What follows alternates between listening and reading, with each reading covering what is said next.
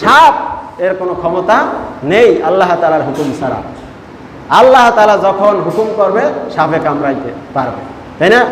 তো এটা দুইটা এরকম ঘটনা মুসা আলাইহিস সালামের। আমাদের সমাজে তো সাপ নিয়ে অনেক আতঙ্ক, তাই না? এই কয়েকদিন ধরে এরকম চলতেছে না, সাপ সাপ।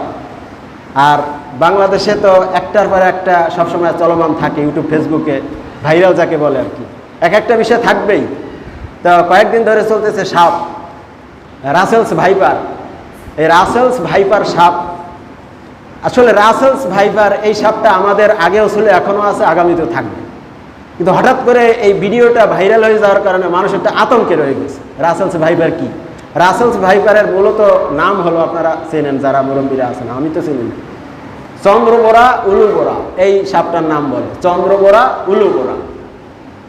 তা বিদেশি এক লোক, তার নাম হলো রাসেল, আরও ইংরেজি কিছু নাম তার মানে সংক্ষিপ্ত বললাম, তার নাম হলো রাসেল। এই রাসেল আজ থেকে প্রায় 100-200 বছর আগে এই সাপটি নিয়ে গবেষণা করে, এই চন্দ্রবোরা এবং উলুবোরা এই সাপটি নিয়ে গবেষণা করে।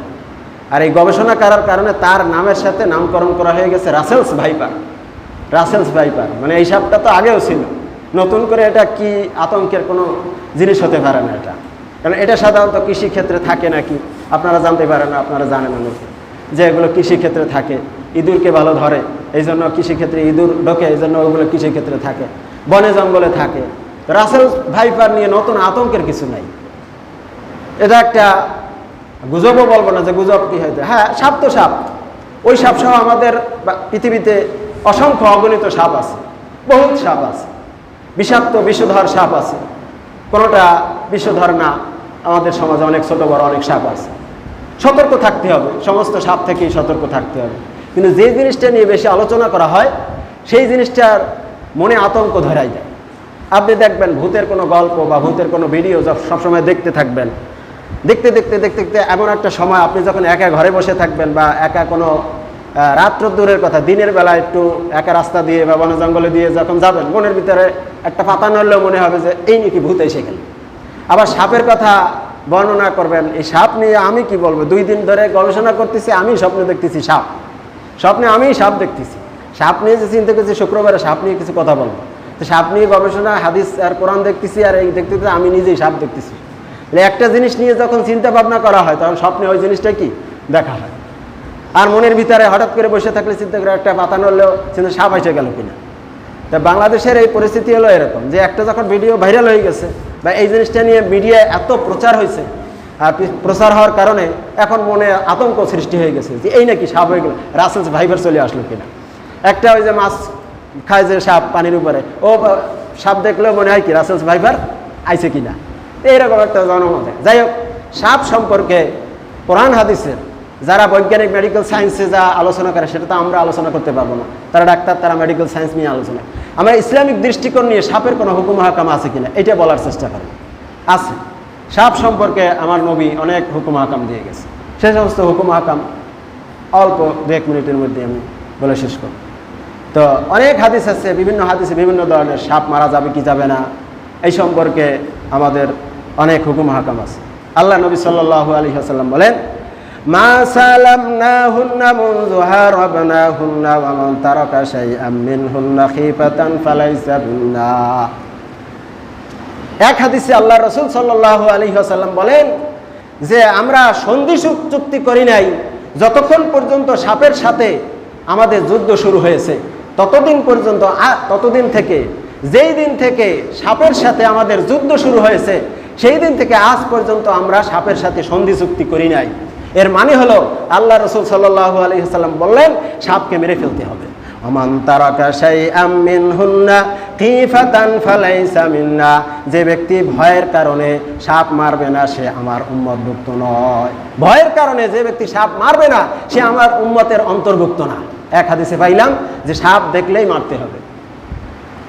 আল্লাহ রাসূল সাল্লাল্লাহু আলাইহি ওয়াসাল্লাম আরেক হাদিসে বলেন, উকতুলুল হাইয়াতি কুল্লাহুন্না ফামান খাফা সারাহুন্না ফালাইসা মিন্নি। বলে উকতুল হাইয়াতি কুল্লাহুন্না, সমস্ত সাপকে মেরে ফেলো। ফামান খাফা, যে ব্যক্তি ভয় করবে, সারাহুন্না, সাপে প্রতিশোধ নেবে, ফালাইসা মিন্নি, সাপে প্রতিশোধ নেবে এই ভয় যে করবে সে আমার উম্মতভুক্ত নয়। আমাদের সমাজে একটা কুসংস্কার আছে যে ওই সাপকে যদি আঘাত করি ওই সাপ ফিরে এসে আবার পরবর্তীতে আমাকে কি করবে, দংশন করবে, আঘাত করবে। এটা সম্পূর্ণ ভুল ধারণা। এটা নবী সাল্লাল্লাহু আলাইহি ওয়াসাল্লাম বলছেন যে এই ভয়ে যদি সাপকে আঘাত না করে তাহলে সে আমার উম্মতের অন্তর্ভুক্তই না। তো এই দুই হাদিসে পাইলাম যে সমস্ত সাপকে কি করতে হবে, মারতে হবে। কিন্তু পরবর্তী আরেকটা হাদিসে আসছে, ইন্না রাসূলুল্লাহি সাল্লাল্লাহু আলাইহি ওয়াসাল্লাম নাহা আন কতলিল জিনানিল্লাতি তাকুনু ফিল বুয়ুতি। আল্লাহ রাসূল সাল্লাল্লাহু আলাইহি ওয়াসাল্লাম বললেন যেই সমস্ত সাপ ঘরে বসবাস করে, ঘরে দেখা যায়, সেগুলোকে মারতে নিষেধ করছেন। ঘরে যেই সমস্ত সাপ দেখা যায় এই সমস্ত সাপকে মারতে নিষেধ করেছেন। ইল্লা ইয়াকুনা যাতুফিয়াতাইন ওয়াল আবতারা, তবে তার মধ্য থেকেও যদি দুই প্রকার সাপ, এক প্রকার হলো পিঠে দুইটা সাদা দাগ, আর এক প্রকার হলো লেজ কাটা। লেজ কাটা এবং ডোরা কাটা এই দুই প্রকার সাপ যেখানেই দেখবেন মারবেন। কারণ আল্লাহ নবী সাল্লাল্লাহু আলাইহি ওয়াসাল্লাম বললেন ফাইন্নাহুমা ইয়াখতিফানিল বাসারা, কারণ এটা যদি দংশন করে, কামড়ায়, তাহলে চোখের জ্যোতি নষ্ট হয়ে যায়। আর কি ওয়ায়াতরাহানে মা ফি বুতুনিন নিসা, আর কোনো গর্ভবতী মহিলাকে যদি কামড়ায় তাহলে গর্ভপাত হয়ে যায়। এই জন্য আল্লাহ নবী সাল্লাল্লাহু আলাইহি ওয়াসাল্লাম এই দুই প্রকার সাপকে মারতে বলছেন, বিশেষ করে যে ডোরা কাটা এবং লেজ কাটা। আর এছাড়া ঘরে বসবাস, ঘরে যদি সাপ দেখেন তাহলে তাকে মারতে নিষেধ করছেন। তাহলে কি করা যাবে তারও হুকুম আল্লাহ নবী সাল্লাল্লাহু আলাইহি ওয়াসাল্লাম বলে দিয়েছেন। ফামান রাআ শাইআন মিন হাযিহিল আওয়ামির ফালইউযিনহু সালাসান, যে ব্যক্তি ঘরে সাপ দেখবে সে ওই সাপকে বলবে, তিনবার সতর্ক করবে। তিনবার সাপকে কি করবে, সতর্ক করবে। কারণ ঘরে যেই সমস্ত সাপ, এটা অধিকাংশ সময় জিন চলে আসে, জিনেরা সাপের সুরত ধরে ঘরে চলে আসে। এই জন্য আল্লাহ নবী সাল্লাল্লাহু আলাইহি ওয়াসাল্লাম বললেন ঘরে যদি সাপ দেখো তাহলে তিনবার বলবা, তুমি যদি জিন হও তাহলে চলে যাও, তুমি যদি জিন হও তাহলে চলে যাও, তুমি যদি জিন হয় তাহলে চলে যাও। যদি জিন হয়ে থাকে হঠাৎ করে গায়েব হয়ে যাবে, দেখবেন যে আর দেখতে পাবেন না, হঠাৎ করে আপনার সামনে থেকে সাপ উধাও হয়ে যাবে। আর যদি দেখেন তিনবার বলার পরেও সাপ দেখা যায় তাহলে মারতে বলেছেন। ফাইন বাদা আলাহু বাদু ফালইয়াকতুলহু ফাইন্নাহু শাইতান, তিনবার বলার পরেও যদি দেখা যায় সাপ তাহলে সেটাকে আল্লাহ নবী সাল্লাল্লাহু আলাইহি ওয়াসাল্লাম মারতে বলেছেন। কেননা ফাইন্নাহু শাইতান, কেননা ওটা হলো শয়তান। ওটা কি শয়তান, এই জন্য ওটাকে কি মারতে হবে। তো এইভাবে সাপের হুকুম আহকাম, সমস্ত সাপকে মারতে হবে, এটা বাহিরের সমস্ত হুকুম। ঘরে যেই সমস্ত সাপ যদি দেখা যায় তাহলে সেই সমস্ত সাপ ওই ডোরা কাটা এবং লেজ কাটা এগুলো নিয়ে মারতে হবে। এটা বাদে অন্যান্য সাপকে বলতে হবে যে তুমি যদি জিন হও চলে যাও, তুমি যদি জিন হও চলে যাও, তুমি যদি জিন হও চলে যাও। তারপরে যদি সাপ সেখানে বিদ্যমান থাকে বা দেখা যায়, চলে না যায়, তাহলে সেই সাপকে কি মারতে হবে। এইভাবে সাপের হুকুম হাকাম আমরা সমাজে, আমরা অনেক সময় জানি না এগুলো, এই জন্য এগুলো অনেক সময় করতে ভুল ধারণার কারণে আমাদের অনেক সময় অনেক ধারণা চলে আসে। যাই হোক, রাসেলস ভাইপার নিয়ে যে আতঙ্ক করা দরকার, এটা আমাদের সেভাবে সতর্ক থাকবেন, সাপ থেকে সতর্ক থাকবেন, কিন্তু ওরকম আতঙ্কের কিছু নাই। কারণ আগেও ছিল, এখনও আছে, আগামীতেও থাকবে।